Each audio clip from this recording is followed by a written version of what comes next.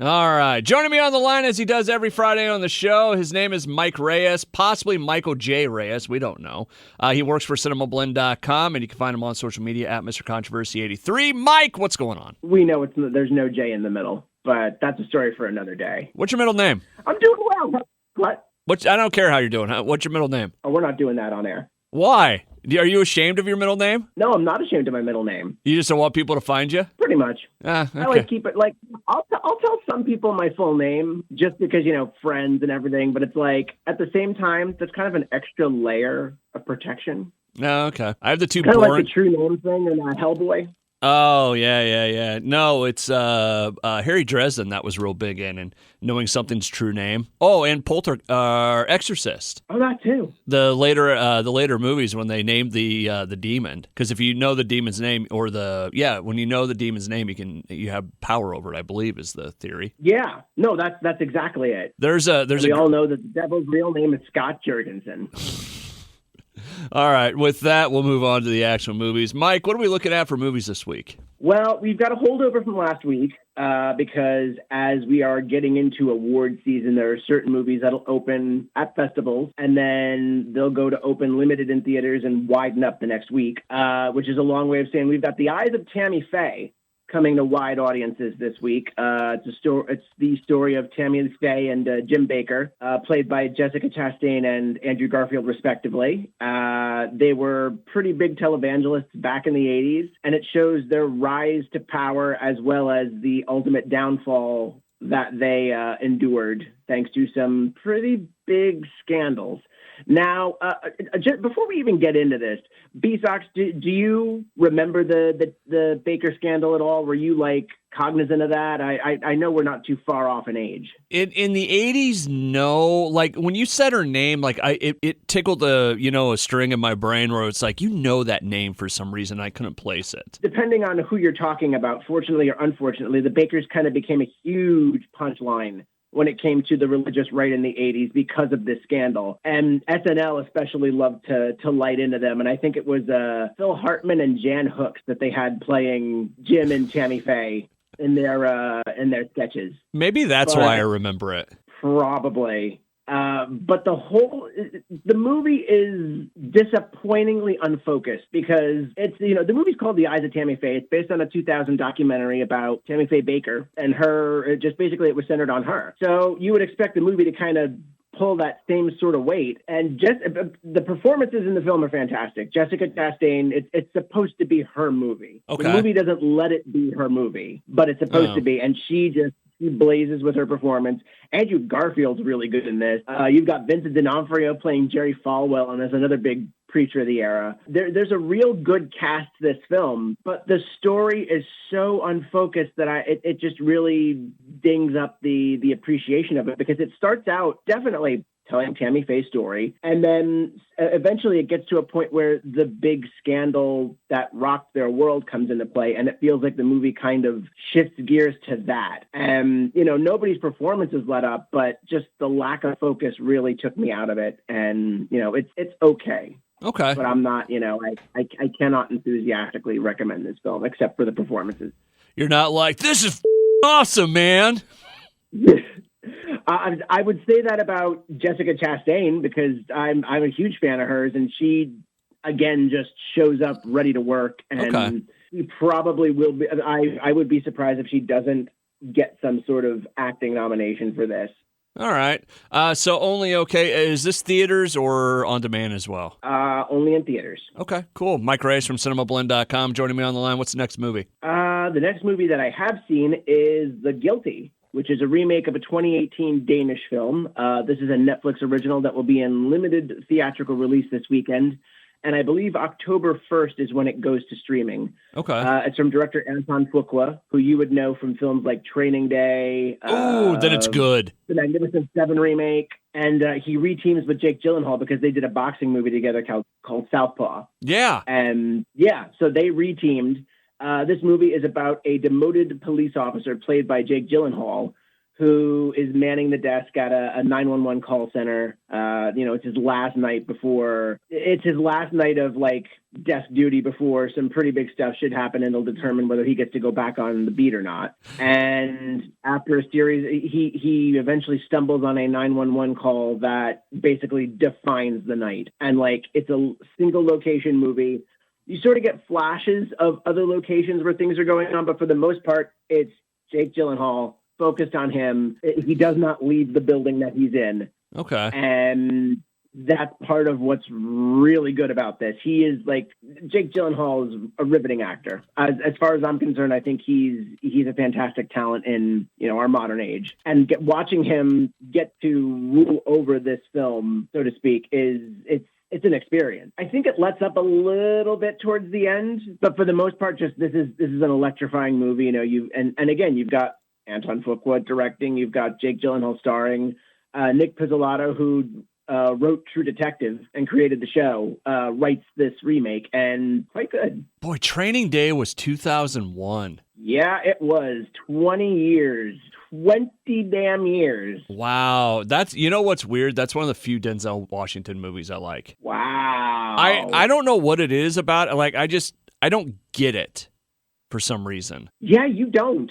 And but I love him in Training Day. I think he's great. I think it's a great movie. Damn, no love for like Crimson Tide or Man on Fire or even Deja Vu. I mean, Come on. Hey, real quick. And now he's in that. A movie I rewatched on HBO Max a few weeks ago, and it's got Denzel in it. What? A little movie with him and Russell Crowe. Oh man, why am I? Oh! Did you rewatch Virtuosity? I did. Dude, I love Virtuosity because that is Denzel. He's already in star mode at that point. Yeah. Oh, but totally. Russell Crowe is starting out, and just watching how he digs his teeth into Sid 6.7 has always been a favorite performance of mine because if you're not careful, that becomes a cartoon. Yeah. It becomes horrible role. Oh, it totally does. But I think Denzel's great in it. I think Russell Crowe's an amazing bad guy in that, where he's just kind of insane. You know what? That character he played's like a half step off the Joker, if you think about it. Yeah. Yes. Oh, now I wish we could have gotten a Batman Joker movie with Denzel Washington and Russell Crowe. Oh, there you go. Mike Reyes from Cinemablend.com joining me on the line. Any other movies this week? Anything big? Oh, well, that's not a pointed segue. The big film of the weekend is Dear Evan Hansen. It is a film adaptation of a musical. I believe the songs were written by the guys from La La Land and Greatest Showman. It is a story about a young man in high school played by not so young man in high school, Ben Platt, who originated the role on Broadway. So I see why they brought him over. But at the same time, it does kind of, at least in the trailers, it kind of feels weird. But anyway, this kid named Evan Hansen, he's a loner. He has an assignment from his therapist where he has to like write letters to himself for like encouragement, I guess, or for therapy. After a chance encounter with a random kid who signs his cast after he breaks his arm, commits suicide. His family, there's a whole chain of events where his family thinks that their son was friends with him. And he is, everyone's all of a sudden looking to him to pay tribute to him and wanting to know more about this kid. And it becomes an internet sensation. And all the while, there's sort of this lie at the kernel that he never really knew him. Interesting. Excuse me. Yeah. I wasn't saying it at the beginning. I was not saying it as I didn't know what the movie was. Oh no! Well, look, dude, you're taking the compliment away from yourself. But I have not seen it yet. But I have heard mixed reviews, and it's basically down to the content of the show itself, which really. This is something that has definitely gone back and forth with people where some people really like the show and some people are like, how can you stand this? So it's so you said it's based off a musical? Yes, it's based off of a very popular musical that was on Broadway, and I think it won best musical the year that it was up for it. You know, it's funny. It's not really funny, but I always picture musicals being funny. for some reason. That's just the default setting in my head. Well, some people, yeah, it's like musicals for the most part. People think of them as like fun, frivolous, and either romantic or really funny. Yeah, Guys and Dolls. Yeah, yeah. Oklahoma. Like basically, yeah. But then you forget about the stuff like Carousel or South Pacific gets kind of dour. Yeah. Okay, interesting. So that's out this weekend. Is that out is that streaming or theaters? That is out in theaters. Okay. Mike Reyes from Cinemablend.com joining me on the line. Was there any other movies? And I'm not asking that in a bad way. I just don't remember. Oh, no, I didn't think you were. That bit's been played. Okay. No, like there's a new My Little Pony that goes to Netflix. I haven't seen that. I think that's about it. All righty. Over the world of movie news, the other night, the big movie, the thing that I saw all over social media was Chris Pratt's going to be Mario in a new Mario Brothers movie, right? Yeah.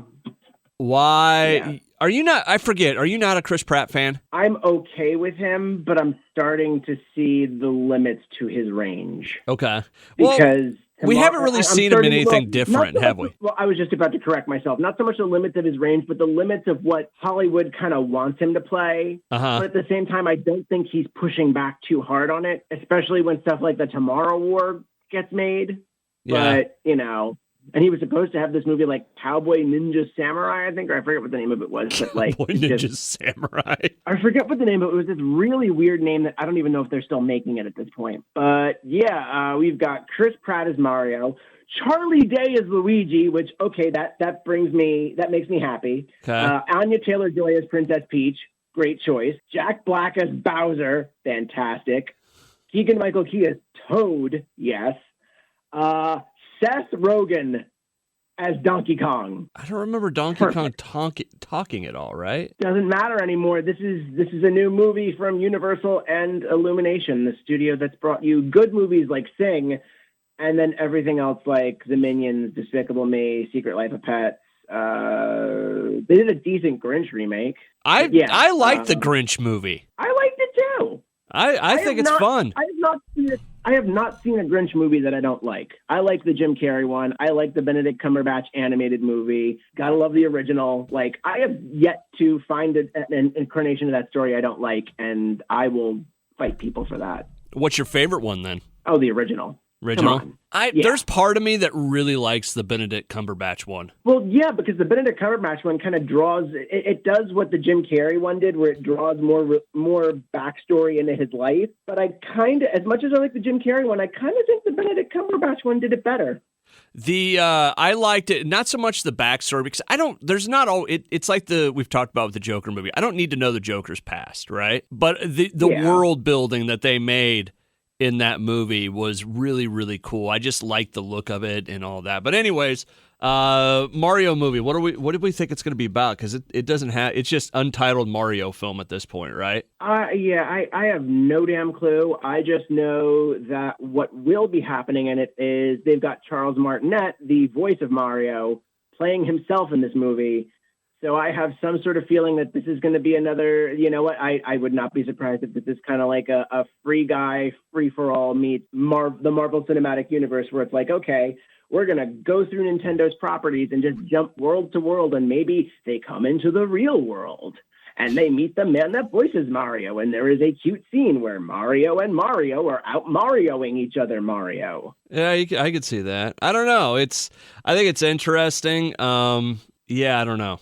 I think it's interesting that it took them almost 30 years to go back to Super Mario Brothers after that one movie. Have you ever watched it? I still have not. You've never seen it? I've never seen it all the way through. Oh, wow. At least as an adult. And now I need to, because there was a whole other cut discovered with there's an extended cut that was discovered. And I think it's not only going to home video, but it was put on the internet for nothing. Was it supposed to be better than the theater version, or? I think it's supposed to be better thought out, but I don't know how much better it is. Okay. That movie was it was kind of the same thing. There was another movie like that as a kid. I'm like, wow, this has nothing to do with what I thought it was going to be. I just love the fact that apparently, according to John Leguizamo, he and Bob Hoskins had to get drunk to make this movie. Yeah. Because they were just kind of they were kind of ruining the day that they signed on for it. And like the directors apparently thought that they could get an Oscar out of this movie. And there's a lot of wild stories that need to be compiled in one place. That almost needs to be like a Netflix special, right? Like they made, you know what it needs to be? It needs to be like that Kevin Smith documentary about the Superman movie that was never made. Oh, yeah. Oh, speaking of that, Movies That Made Us is coming back with a new season next month. Oh, really? What's in it? Oh, okay. So we have got Nightmare on Elm Street, Aliens, Coming to America, Friday the 13th, Halloween, Robocop. I don't know why they list Elf in here, and Nightmare Before Christmas. Oh, God. I think they're doing another. There's 3 of those that I need to watch. Oh, okay. So Elf and Nightmare Before Christmas look like they're just going to be their reruns because they were the spinoff. They were the holiday movies that made us. Yeah. Keep in mind, I'm going off of Wikipedia here, so there might be some sort of errors here. But it looks like they might just roll those episodes into the new season. And I will watch every one of those. The Elf one is really good if you haven't watched it yet. There's a lot of these. I think I only watched the first season. And I don't even think I finished watching that first season, to tell you the truth. But I do need to watch this because I need to see more RoboCop stories. I hope they do the one where there's a RoboCop story that I think it came from a special edition DVD, and they were talking to the guys that played the henchmen for OCP, like Kurtwood Smith, Clarence Boddicker. Yeah. They were talking to that gang, and oh damn it, what is his name? This is like Paul McCrane. The guy who becomes like the melted sort of mutant before he dies. Yeah. They're talking, it was either him or Ray Wise. I forget which one of them it was, but they were talking about how that scene where Paul McCrane has the huge gun, fires it and explodes the car and goes, I like it. They were apparently so close to that explosion that they got hazard pay. Oh, that's awesome. We used to make fun of that movie. We on the morning show, we had so much fun with RoboCop. How can you not? I mean, the thing that people forget when they look at RoboCop is it is a pitch black, tongue-in-cheek satire. And it is really good at doing that. And a lot of people, it's the same thing happened to Starship Troopers. Like, people thought Paul Verhoeven was out of his mind making, like, this hackneyed sci-fi movie, like, oh, this belongs to the 1950s. And it's like, well, A, it was written in the 50s, and B, even Robert Heinlein was kind of, like, poking fun. It's like, guys, this is what we're going to be like if we're not careful. Yeah. No, that's awesome. The Coming to America one, that'll be hilarious. Oh, I'm sure. I am so sure. So Coming to America, RoboCop, and what was the other one? Same again? So we got Aliens, Nightmare on Elm Street, Coming to America, Friday the 13th, Halloween, RoboCop, and then they're probably folding in Elf and Nightmare Before Christmas. That's so awesome. That'll be really cool. I can't wait for the Aliens one. The Alien one will be there's been so much about that. Yeah, but I still want to see I still want to see how they approach the subject, or if they approach the subject of the crew absolutely hating James Cameron's guts, apparently. Really? Like there was some contention on that set, if I remember correctly. Wow, I would have never thought that. Real quick, what do you think of the Prometheus, the sequels? I love them. Really? Okay. I love them because I think Ridley Scott has. I think I know where Ridley Scott's head's at with those movies, and I really like what he's doing with them. There's part of. I'm concerned. Oh, go ahead. No, I just was gonna say I there's like concepts of them I really like, but the continuity kind of like drives me nuts on them. Because it seems like we're really loosely basing it. It's like, hey, let's just slam the aliens into this a little bit. Well, I think that I kind of think that was sort of what happened. Obviously, if you look at Prometheus, he was definitely going somewhere that was kind of connected to Alien. And I think he even said, like, over the course of however many movies they wanted to do, they would eventually get to Ripley. Although his opinion and focus seems to change almost after almost every movie. But yeah, I thought it was fantastic. I thought both of them were fantastic, and I love Covenant. I've actually never seen any of them all the way through. I've watched like parts of them on YouTube, and that's about as far as I've gotten. Like any of the Alien movies or just the prequels? Well, I saw Prometheus in full. No, I've seen all the Alien movies. Prometheus and then Covenant, and then it was just kind of like, I feel like I'm just watching the same thing over and over again. Yes, okay. I'm a horrible human being for thinking that. Jesus. No, you're not. Oh. Kind of funny you mentioned that because I'm sort of digging into Alien 3's history lately on my own. And there was like an alternate draft, 2 versions of an alternate draft that have been made into a comic book and a novel. And it's from William Gibson, the man who, basically created cyberpunk with books like Neuromancer. I believe he wrote Johnny Mnemonic. You know what's funny? I didn't hate Johnny Mnemonic. I thought it was weird as shit, but Aliens 3, I didn't hate. I don't hate Alien 3 either. And dude, you want to talk about a fight? David Fincher, that is his first film, and he had so much hell to wade through to get it made. And if you ever get a chance, the Alien Blu-ray set has I need to look for the exact title of this. I think it's called Wreckage and Rape. Oh, wow. And basically it's about Wreckage and Rage. Depending on who you talk to, it's Wreckage and Rage, or I think the original title was supposed to be Wreckage and Rape, because basically it's all about the that he went through to make Alien 3 and the various alternate concepts they had. Huh. And it's called Wreckage and Rage. Yeah, Wreckage and Rage making Alien 3. And it's on the Blu-ray set where there's footage of him, like, I think there's actually footage of him kind of having it out with an executive on set. And this was a movie where Fox set a release date before they had a script. They just went out with that teaser trailer, and it had that cool line, "On Earth, everyone can hear you scream." And it's like, yeah, we're going to put this movie out in 1992. And then it's like, okay, what's our script? What are we doing? What's happening? It's a hell of a story. We're getting long in the tooth. Mike Reyes from Cinemablend.com joins me every Friday on the show to talk about movies. We'll end it there. Mike, you have yourself a good weekend, okay? You as well, sir.